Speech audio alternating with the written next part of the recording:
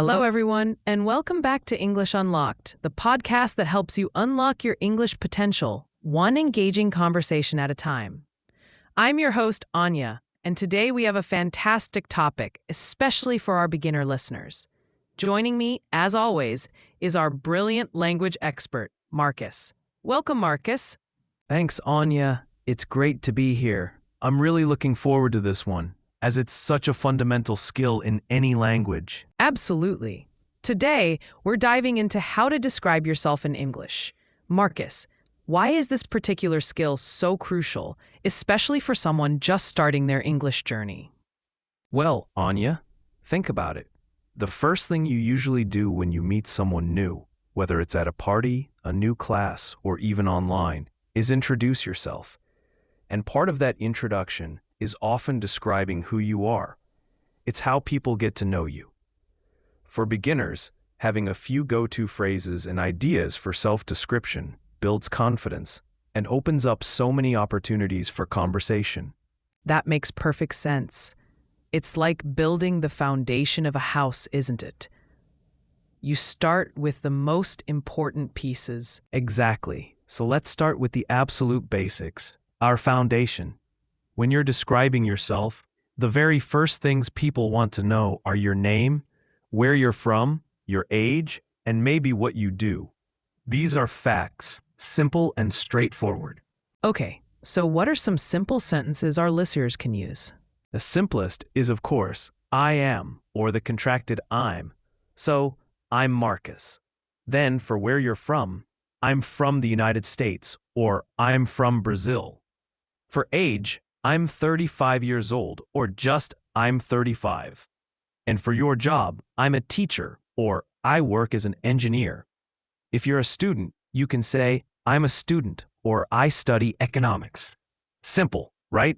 Very simple and effective. So, for example, I could say, I'm Anya. I'm from Canada. I'm 30 years old, and I'm a podcast host. Perfect. Listeners, pause for a moment and try saying those basic facts about yourselves out loud right now.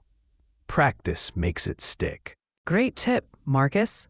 Once we have the basics down, what's the next layer of our self-description house? The next layer, Anya, is often physical appearance. We're not talking about a super detailed description like you're giving a police report, but just a few key features. Things like your height, hair, and eye color. Again, we're aiming for simple, common adjectives. So, how would we phrase those? Mostly with I have or I am. For height, you can say I am tall, I am short, or I am of medium height. For hair, it's I have long hair or I have short hair. You can add the color. I have brown hair, I have blonde hair, I have black hair. For eyes, I have blue eyes, I have brown eyes, I have green eyes. You can also mention glasses. I wear glasses. Let me try. I am of medium height.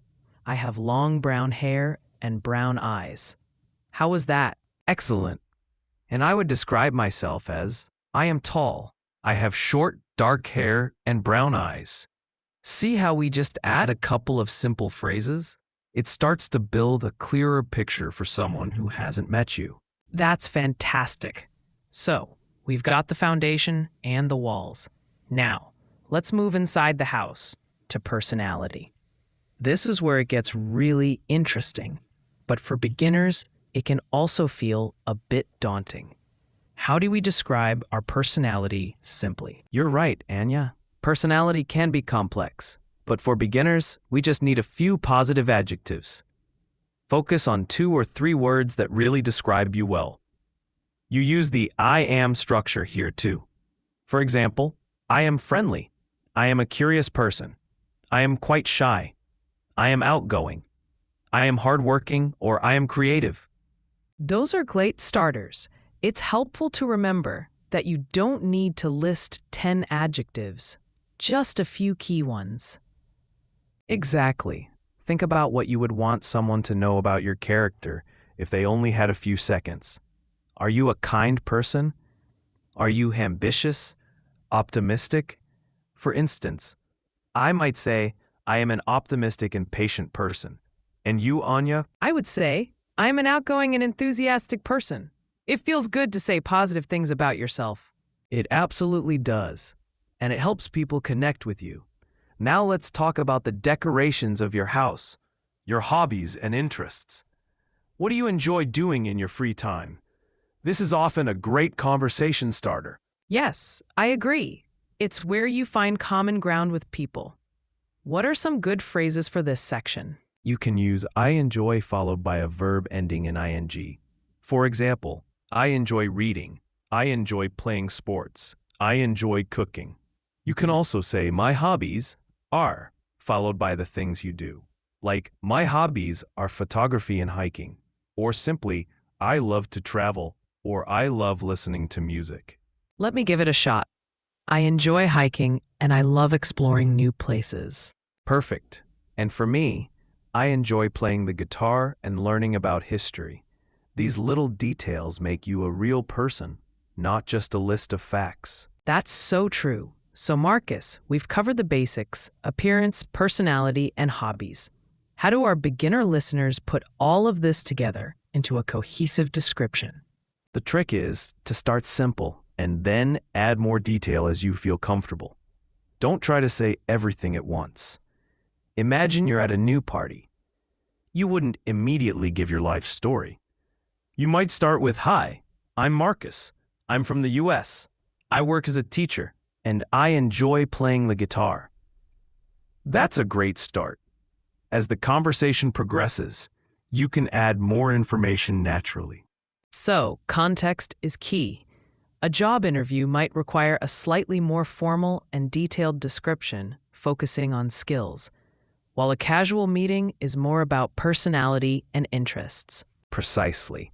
But for beginners, the focus should always be on getting comfortable with the core phrases. Practice saying them aloud. You can even record yourself and listen back. Does it sound natural? The more you say it, the more natural it becomes. That's brilliant advice. And I imagine not being afraid to make mistakes is also a big part of it. Absolutely. Everyone makes mistakes, even native speakers. The goal is communication, not perfection. People appreciate the effort. Start with 1 or 2 sentences and gradually expand your description as your confidence and vocabulary grow. Marcus, this has been incredibly helpful. For our listeners who are just starting out, what would be the main takeaways, the key insights they should remember from today's discussion? Well, Anya, the biggest thing is to start simple. Don't try to describe your entire life story in one go. Begin with those foundational facts: your name, where you're from, your age, and what you do. Once you're comfortable with those, you can gradually add a few basic physical features, then move to a couple of positive personality traits, and finally, share some of your favorite hobbies or interests. It's all about building step by step. Right. So it's a gradual process. You don't need to be Shakespeare right away. Exactly. And remember that practice is your best friend here. The more you say these descriptions out loud, the more natural they'll feel. Try describing yourself to a mirror, to a friend, or even just in your head. And don't forget that context matters. You'll adjust how much detail you share based on who you're talking to and why. So, start basic, add layers, practice consistently, and tailor it to the situation. Got it?